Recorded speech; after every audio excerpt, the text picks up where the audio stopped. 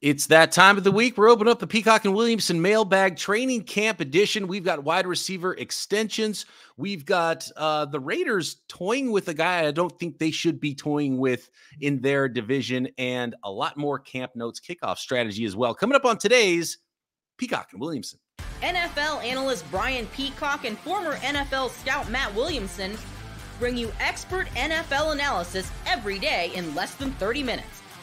Get an inside look at the NFL on the field and in the front office with elite breakdowns to next-level analysis and in-depth information only for the real NFL fans. This is Peacock and Williamson, and it starts now.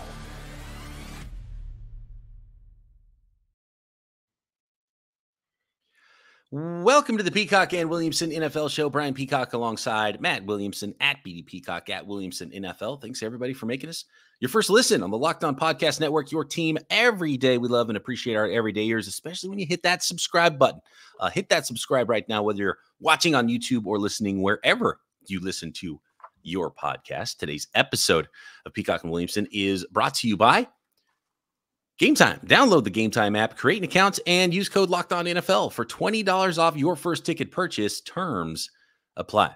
All right, open up the mailbag here today. As for those of you watching on YouTube, you can tell that we are both on road games. I was actually at the 49ers camp yesterday. Matt currently dormed up at Steelers camp, as he usually is every year. We're going to kind of get into what we've seen at 49ers and Steelers camps, because we've gotten a lot of questions about that on tomorrow's episode. Maybe preview. I don't think it's much to preview, but the Hall of Fame game happens Thursday as well. The football games start Thursday, which is unbelievable that we're at that portion of the season now already, after how quickly things start once camps do open around the league. But pads are on, Matt, and we've got some questions. But before that, this is kind of blowing my mind right now, this offseason, and maybe I feel like it's more prominent this offseason, Matt, than it has been in past, or now it's not the offseason anymore because it's on season, that all these deals are getting done around the NFL. I feel like GMs are busier with big contracts in late July and early August than we've seen in recent years. And a lot of them are wide receiver contracts. And even those contracts we didn't expect to hit are hitting. And we've got another one this week in DJ Moore, $27.5 million per year contract extension with Chicago Bears, 4 years, $110 million. Quite a bit of it guaranteed too. This is a nice deal for DJ Moore, and I think it's right on the market of where he should be. It is 4 years, $110 million. So that's $27.5 million per year. 82.6 of that. I mean, over 80% of the contract, or I guess about 80% of the contract guaranteed. That's quite a bit of guarantees for a wide receiver, Matt. Absolutely. And I agree with everything you said. It sure feels like this time of year has been more active with extensions than ever, and big name guys, not backup guards or, blocking tight ends and things of that nature. Names everybody out there knows. I don't really have a great reason for it. I do have a theory that I think there's some credence to giving some of your stars extensions during the dog days of camp, which we're not there yet. But I mean, it often happens here with the Steelers. If someone's going to get an extension, they wait until everyone's kind of dragging and camp is hot, and let's uplift the whole room and reward our own. Yeah, remind everybody remind everybody what's at stake. Not only the season that you're training for, but there's other things that you can earn in this league. Yep. And I don't think we're even to that point. I just think it's one after another, which, as I always say, indicates that the league is extremely healthy right now financially, or they wouldn't be doing these. And the financial or the guaranteed money indicates that even further for the future, that they're very secure in where they're at financially as a league and as Chicago Bears. And it seems like a million years ago, but that Bears trade with the Panthers just keeps reaping more rewards. Caleb Williams would not be a Bear. I mean, maybe the Bears would have taken C.J. Stroud and not Bryce Young. Perhaps that wouldn't have been so bad either, but they didn't, and they end up with Caleb Williams. DJ Moore's like a cherry on top, as well as other picks and other assets. And Moore's got to be happy as could be. I mean, he's been one of those McLaurin-type receivers that have never had really star power at quarterback, and maybe that's actually finally coming. I didn't see that. I didn't even know that he was, talking contract, to be honest with you. Right. Yeah. There's been some Yeah. surprising ones. And to be honest with you, it makes sense to get a receiver done now before those dollars Sure. continue to go up in the future. And there's a couple more contracts yet to be done with holdouts and hold-ins and Brandon Ayuk and CD Lamb. And I got some rumors about some CD Lamb numbers I want to talk about, but I want to go to Twitter first. And one of our listeners pointed to a tweet from a Bears fan here, which I find funny because I love the saltiness between the fans of the NFC North. And these fans go at it with each other pretty hard. You know, it's probably similar to what goes on in the AFC North as well, Matt. But long-standing rivalry. Yes, yes, very like when we're talking about like the Bears and Packers. So one Bears fan put it this way: my grandparents hated the Packers. My grandparents hated the Bears. Yeah, right. Exactly. And so here's the tweet that we were pointed to. It says, "Wow, Williams, Kmet, Odunze, and DJ Moore's total salary $50 to $52 million annually. Jordan Love by himself, $55 million annually." And then there's a gif of Ryan Poles, and it says, "King Poles does it again." So, look, I think so. Win losses might still favor the Packers in the short term. We'll see what the Bears end up doing, and if Williams is the guy, and man, he looks pretty good in camp so far. And obviously, the Bears are a little bit ahead of the game because they get the Hall of Fame game, so we got to start practicing a week early. So we got to see clips of some of these Bears players a little bit sooner than some other teams. But I mean, and you talk about that Carolina Panthers trade, and when you put it like that, though, I mean, the Bears are ahead of the game. If you have a star on a rookie contract and you have potentially a number 3 this year, but a long-term number 2 or even the 1 when Rome Odunze with DJ Moore, and those contracts will probably be like ships sailing in the night, where DJ Moore's contract, when it ends, then it's time to do Odunze. And I really love how built potentially and what that could look like as long as they drafted the right guys. And this is a big draft for them. And maybe we will start calling him King Poles if they hit on both their top 10 picks this year. That's great stuff. And I think Poles has done a phenomenal job. I mean, frankly, I wouldn't have been brokenhearted if they would have landed a Christian Wilkins. I mean, I think defensive tackle still worries me. I mean, that's not, Rome wasn't built in a day. Rome Odunze knows that. You know, the Claypool trade wasn't great, so he's not batting 1,000. But yeah, Poles is doing a pretty good job. He was also put in a really good spot where he had. It's not often where you get hired to a roster that has a quarterback that you think might actually be a star or at least a long-term starter in Justin Fields, but also have the ability to draft as high as they were, even if they didn't do the trade with Carolina. And you have to kind of be lucky and have a team that's willing to work with you and offer you a trade that you know you cannot refuse at that point. So there were some fortunate events for Ryan Poles as well. He was put in a situation to really cash in on some things, and a lot of GMs don't have that opportunity. Yeah, and I would add to that by saying, boy, they've had a ton of cap space, and I like how they've used it, including this signing, even with the guaranteed money. And there's also some luck involved. You make a deal with the Panthers, the day you make that trade, you don't know that they're going to be the worst team in the entire league. Like, I don't think they want to win the Super Bowl, but they had and it was a no-brainer trade at the time because you were still trying to figure out what you had in Fields. And so you get an overwhelming offer to go back. And then on top of it, not only did you get the extra first-round pick, that extra first-round pick was the #1 pick in the draft too. And so there's in a pretty good year to have multiple years of fortunate events, and it worked out perfect for Ryan Poles and the Chicago Bears. And if you're the Bears, you should be excited.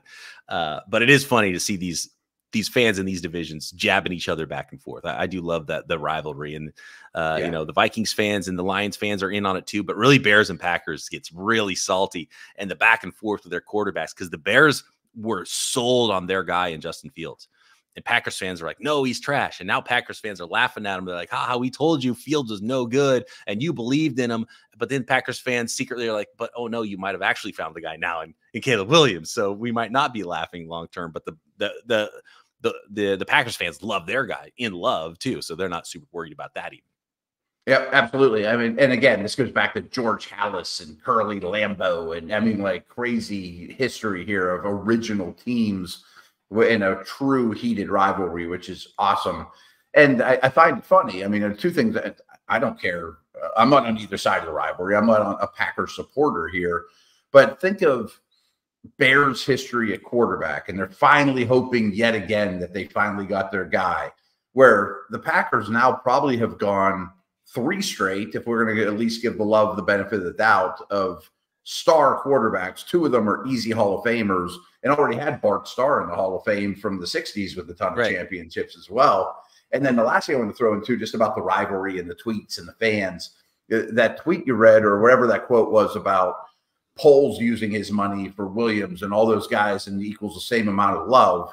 Well, I would counter that from a Packers perspective of how about we include Christian Watson, Jalen Reed, all our young tight ends and receivers too. Like they're all I have nothing invested in my basket. Because it doesn't, it doesn't make that $55 million go up that much.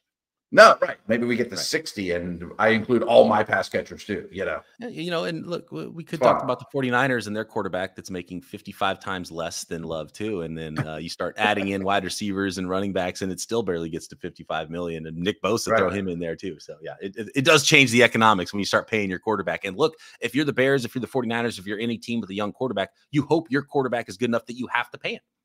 So, and I've talked about that too, because like some people have really overvalued, I think, in my opinion, cheap quarterbacks, because like the goal still isn't have a cheap quarterback.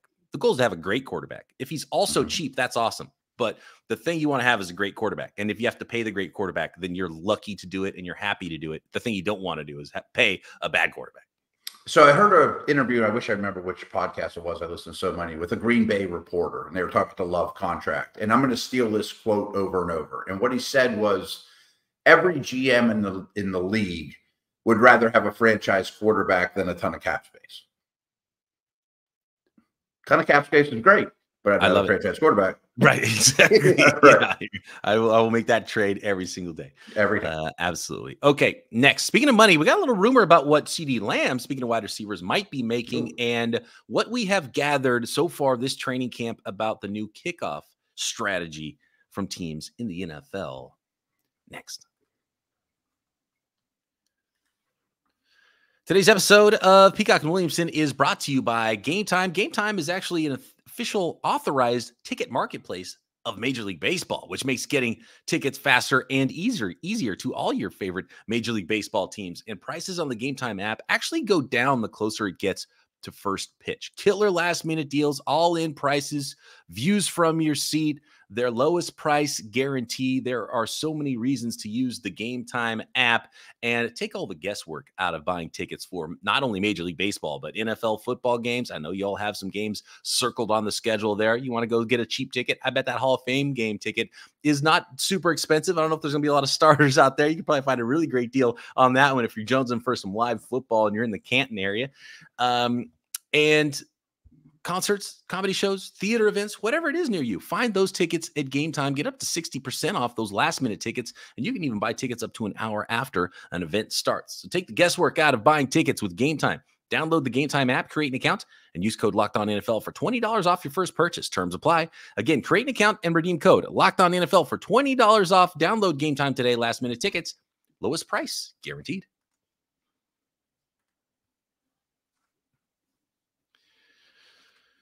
Okay, I'm going to go to the rumor mill.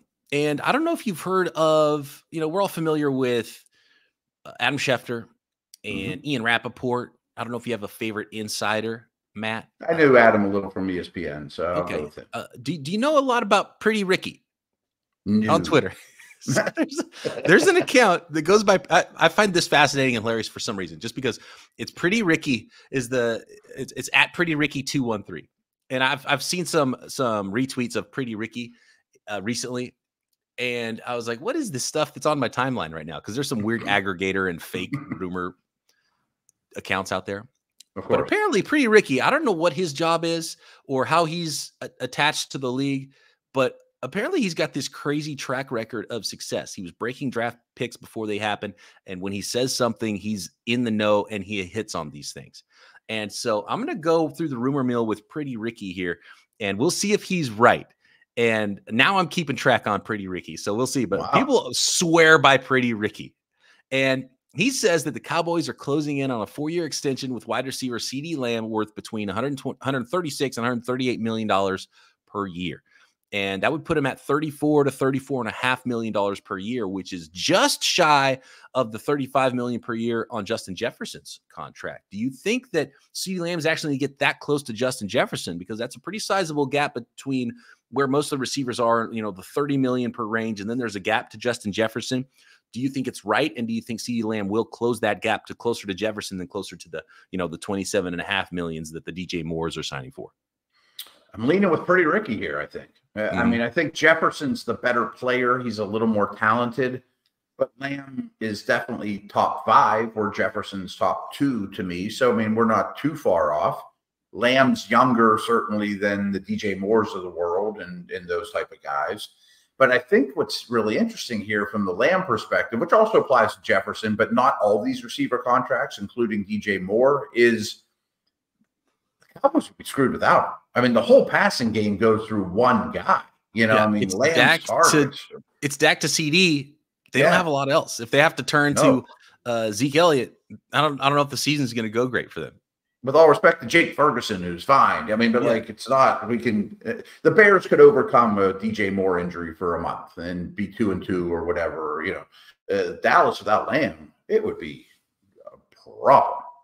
All right, Pretty Ricky, we're watching. Right. The world is watching. Let's see if he nailed this. I bet he's close. Close. That's not bad. It's more than I expected, because I thought there was still a gap between the player that's because he's volume dependent too. And if you're one of these other receivers around the league, think about Ayuk and some other guys, you're like, man, maybe you would want to go to a new team, because if you're being held back by the volume on your current offense, and you would just be looked at more favorably if you just got more targets, I feel like that's where CeeDee Lamb is. And I would clearly rather have Justin Jefferson than CeeDee Lamb, but they might end up in the same neighborhood. They might end up next door neighbors here. Like, Lamb is the first receiver off the board in fantasy right now, mostly based on volume, not to any fault of his own. Do you have any insight, Matt, on the new kickoff rules? And from Steelers camp or from any camps around the NFL, I've got a few nuggets from 49ers camp on how they're treating things. How are teams treating the new kickoff rules, both coverage and return game? I have a lot to talk about here, because I've been on the air quite a bit, as you can imagine, since I've settled in here to this lovely dorm room. And every time the kickoff rule just comes up, we fill the whole segment with it. I mean, it's just on and on and on. And, from roster construction to strategies to how our team's practicing it. And we have a Hall of Fame game coming up. I know every special teams coach is going to watch those kickoffs that happen Thursday night. There's a lot of talk of teams not exposing their hand in preseason with the kickoff stuff, but it's even good to just see it. Let's see what it looks like. So I can tell you a lot of different angles on this. So I'll start with what I've seen in the 2 padded practices the Steelers have had. Those are the only practices that they've had a kickoff period. And I've been calling it elementary school. Like, they're starting.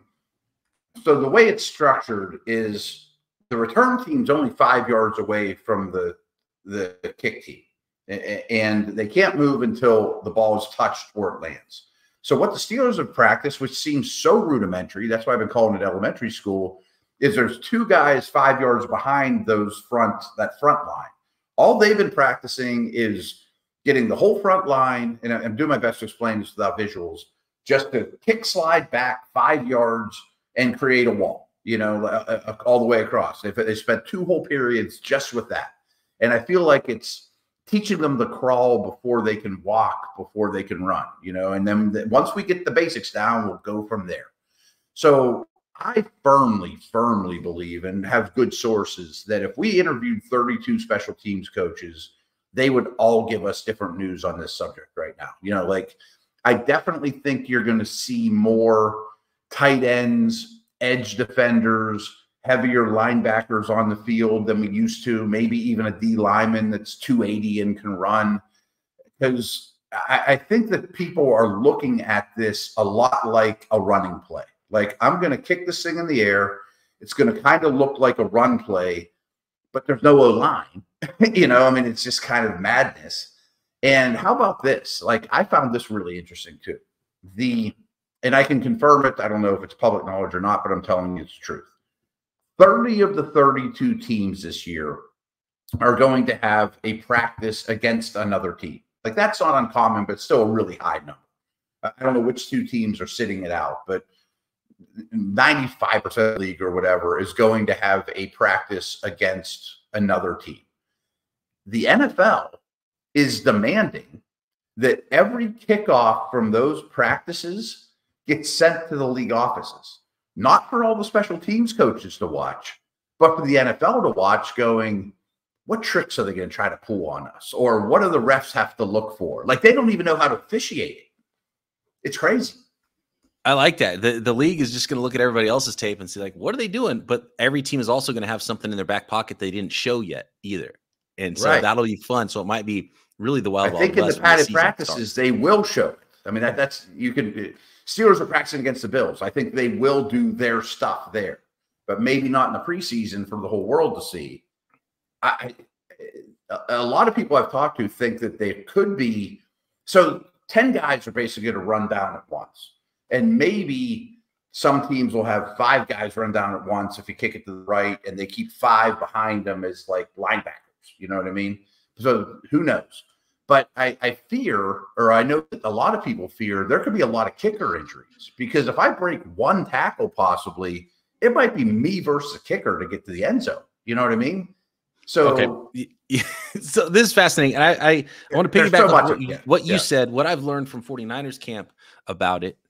Which isn't a lot, but who they're putting back to return, I think, is a pretty big indicator. And I have one wrench to throw in the idea of treating it like a running play, which I think might change if teams try to do that too hard. Yeah, at the beginning. So we will get to more of that next, because so many people have asked us about the new kickoff rules, and we might get some clues now, and we still may not know until week 1 of the NFL season. And the Raiders, I think they're screwing up. I think they're screwing up big right now by giving their division opponent another reason to play just a little bit harder for a couple of those games this year. Next. This episode of Peacock and Williamson brought to you by FanDuel, America's #1 sports book. It's Olympics time, and there is so many ways to play and bet on all of Team USA or whatever team you're rooting for in the Olympics, all of the sports, even some sports that didn't really even know existed until the Olympics come around every 4 years. You can find all of it at FanDuel. Of course, Major League Baseball every day, all summer long. And this summer, FanDuel is hooking up all customers with a boost or a bonus daily. That's right. There's something for everyone all day, all summer long. And of course, tons of ways to bet on the NFL, even though they're not NFL games, although there will be some preseason games to bet on if you have that sickness coming up very soon. All you got to do is head over to FanDuel.com and start making the most out of your summer. FanDuel, official sports betting partner of Major League Baseball.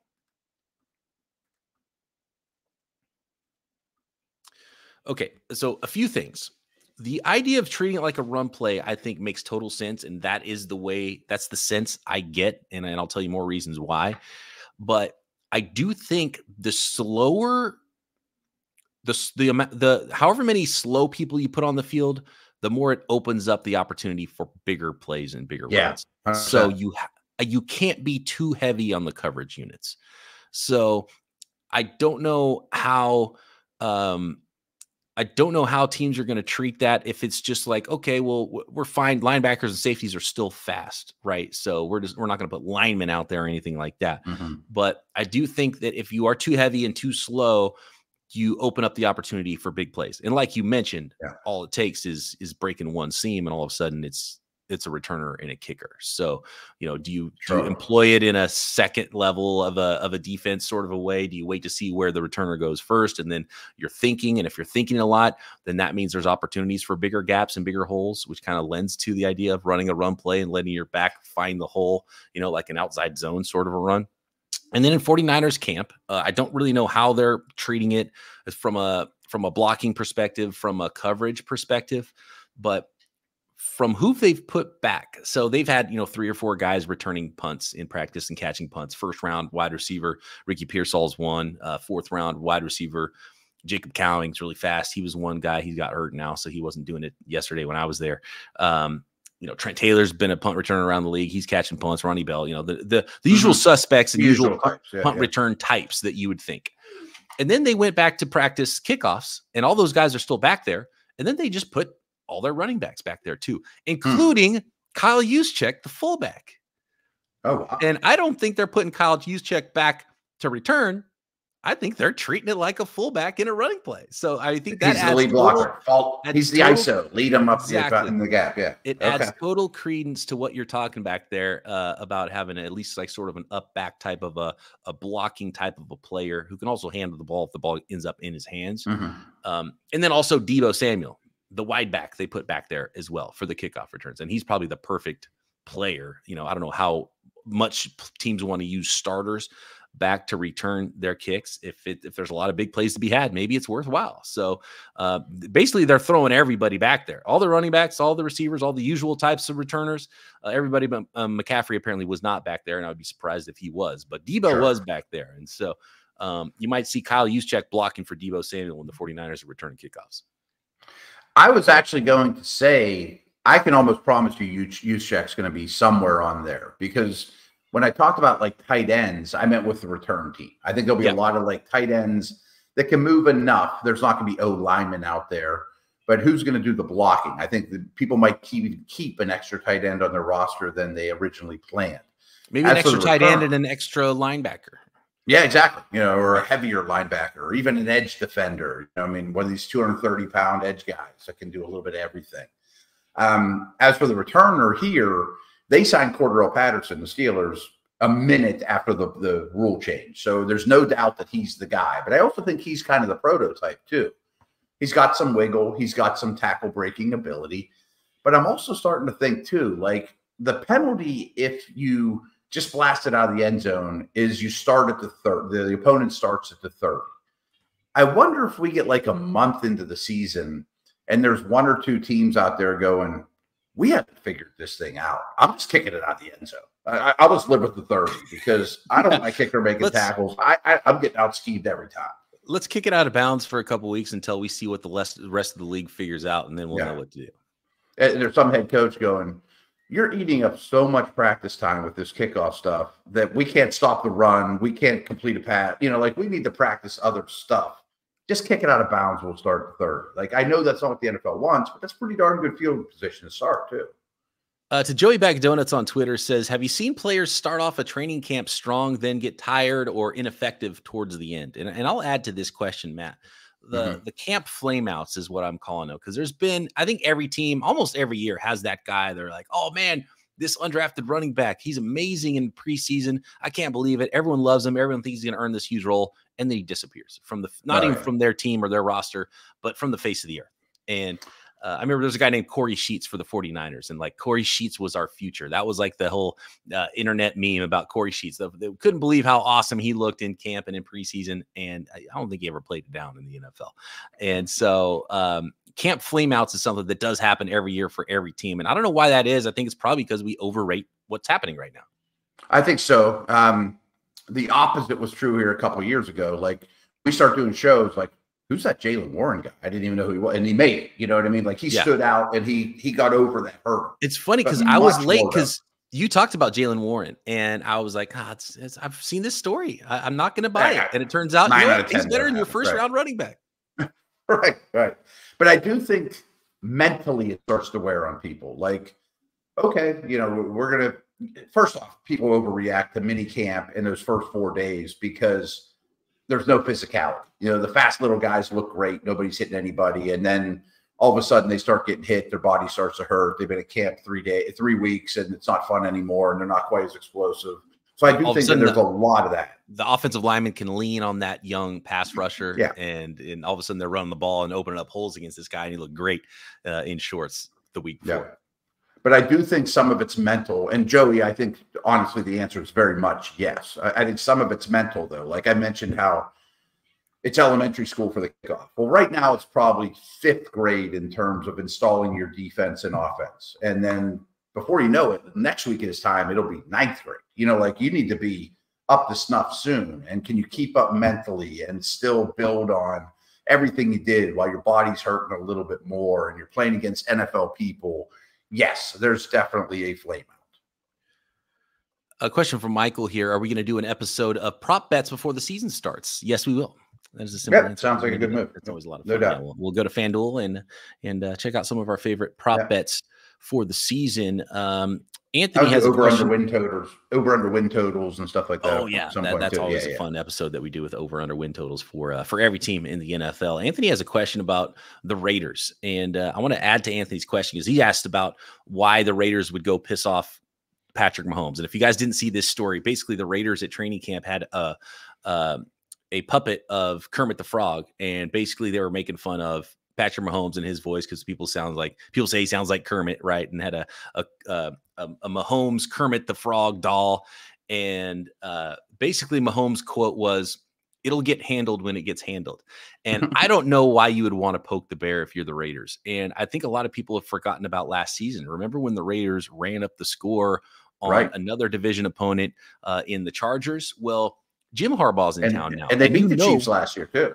Yeah, and there are players on that Chargers roster that are still there that are still pretty pissed off about that. So that's 4 games this year where you have a little bit of extra against important games on your schedule against teams in your division. They're going to be mad. And Jim Harbaugh's in town now with the Chargers, and you don't bully a bully. And so I think the Raiders are making things more difficult for themselves than they need to. And maybe they're all about that business, and they're fine with it, and they will handle it. But I wouldn't be shocked if you see the pendulum swing the other way in a couple of those games this year with the Chargers and the Chiefs not being too happy and just having a little bit of extra behind them in those weeks. I don't think it would have been wise a decade ago to make, if you were the Jets, Dolphins, Bills, to make fun of Belichick and Brady. You know, I mean, like, True. Yeah. I mean, that probably wouldn't have gone over super great. And I think it's sort of similar. I know I'm quickly becoming unpopular with the Raiders with my defensive take on them. Just a hater, Matt. I don't say hater. That's it. I worry about their head coach, though. I mean, I understand. Ding dong, the witch is dead. He takes over for a very unpopular head coach midseason, and things turned around. And but I worry that that's a comet. You know, that's just a streak in the sky, because he may end up being a great coach, but he's done some weird stuff since he's become the man. And he's been a football coach for like 3 years. You know, he's not a lifer. He was a player not long. I'm concerned about that. So bring it on, Raider fans. Yeah. I know I'm going to hear from you. So appreciate all the questions. Apologies to the ones we did not get to. I always keep those coming every single week. We'll be doing a mailbag all season long at BD Peacock, at Williamson NFL. You can drop a question on YouTube. Make sure you subscribe while you're there. Tomorrow, we got more thoughts about training camp, what it means for teams, some reports from 49ers and Steelers training camp. We get so many questions about Justin Fields and Russell Wilson, and I think we might be able to have some answers now from the early portions of camp, now that pads are on, and we've got football Hall of Fame game Thursday as well. All that and more next time right here, Peacock and Williamson.